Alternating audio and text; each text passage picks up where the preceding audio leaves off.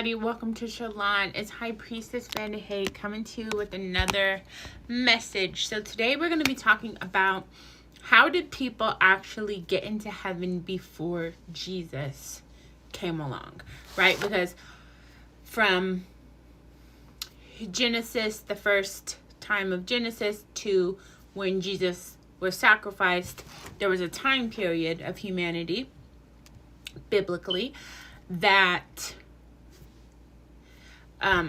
a lot of scholars and theologians and things like that want to know ahead of time, how did people go to heaven before Jesus? So we're going to kind of answer that for you guys. So everyone who died before Jesus, they went to like Sheol or like Hades. But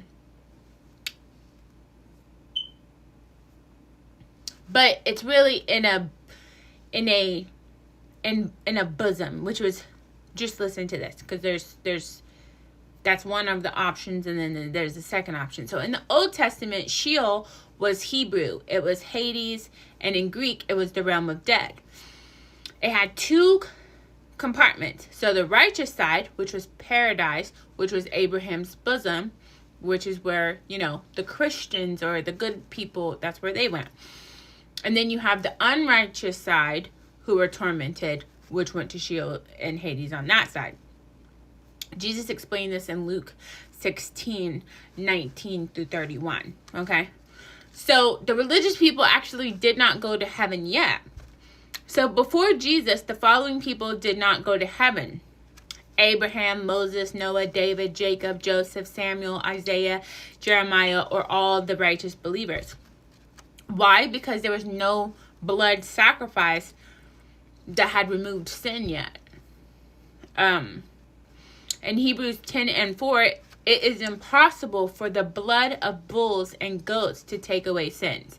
So though they were sacrificing, and making sacrifices on their own, to give to God, those could not do it. Animal sacrifices covered sin temporarily. They did not remove it. And heaven was closed to humans until Jesus' sacrifice. Now, God kept the righteous in a place of comfort. Jesus calls this place Abraham's bosom in Luke 16:22.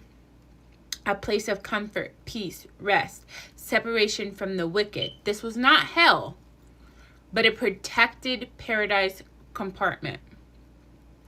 Righteous people were saved by faith, not the law.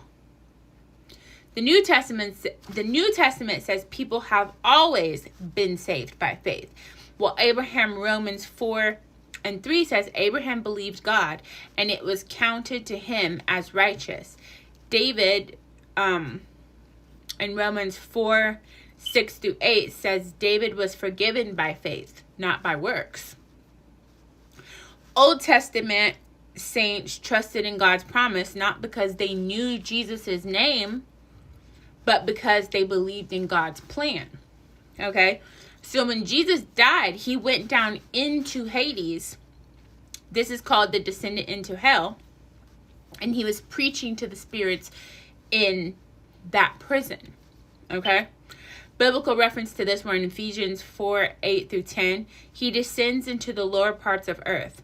1 Peter 3:19. Jesus preached to the spirits in prison. 1 Peter 4-6. The gospel was preached to the dead. In Acts 2:27, you will not leave my soul in Hades. So basically, that's why he went down there during that time, was because there wasn't in heaven. So he was going to preach the heaven to the people so that whenever he made his sacrifice, they already knew. So Jesus rescued the righteous from Abraham's bosom. Jesus went to the righteous dead and announced the completed salvation, fulfilled every prophecy, and broke the gates of Hades and set the captives free. Ephesians 4:8.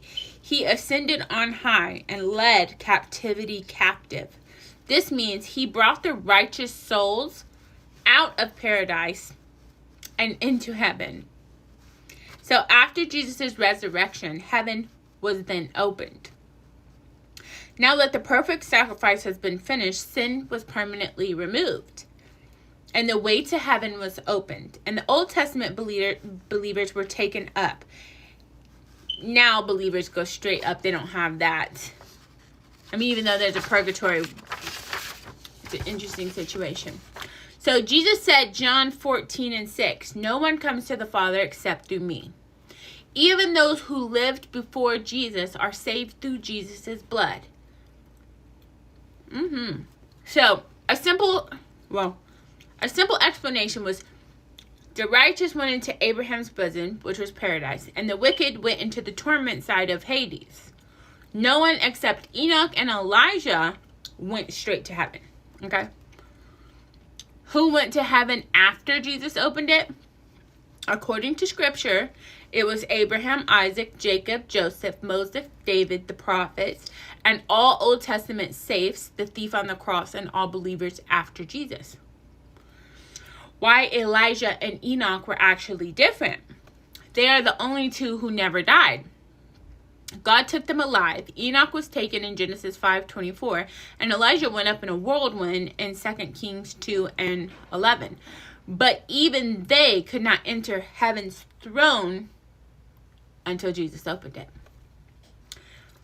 So, do Bible and science agree on anything about, and we're going to drop into a different subject, but do the Bible and science agree on anything about Adam and Eve versus cavemen? And the reason why I bring this up is because it was the first, because a lot of people believe that we ascended from cavemen or from animals, right? However, Adam and Eve were the first people that we know of biblically, okay? So, in our understanding, Adam and Eve would have been cavemen, right? Let's look at it. So, both agree that the first humans originated near Africa. The Bible clue was Eden rivers, which include Ethiopia, Cush in Genesis 2:13. Now, science says that the oldest human remains are from Ethiopia. The first human had dark skin. Both scripture and genetic science do confirm this. So the first humans were fully human, not half human, half animals, not hunched, and not cave beasts. So no, we actually were not cave people, okay?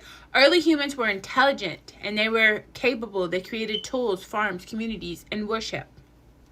So when were humans created? Between 6,000 and 7,000 years ago, biblically. Scientifically, between 200,000 and 300,000 years ago. Did we start as a single pair in the Bible? Yes. Science said no, there were early populations. Were humans always fully human in the Bible? Yes. In science, it was gradual development from earlier hominians. Did cavemen exist? Biblically, it was not mentioned, okay? Science said, yes, between 4,000 and 300,000 years ago. Between 40,000 and 300,000 years ago. So that would be in between the time of what they said. The origin location, biblically, was Eden, which was around Mesopotamia, Africa area. And then science says East Africa was where humans were made. And I just wanted to kind of add that in. I may even do a separate video about that. But anyway, I hope that this has enlightened you guys. Thank you so much for watching. Stay blessed, never stressed, with much peace, much power, much love, much light, and of course, much joy. See you guys next time.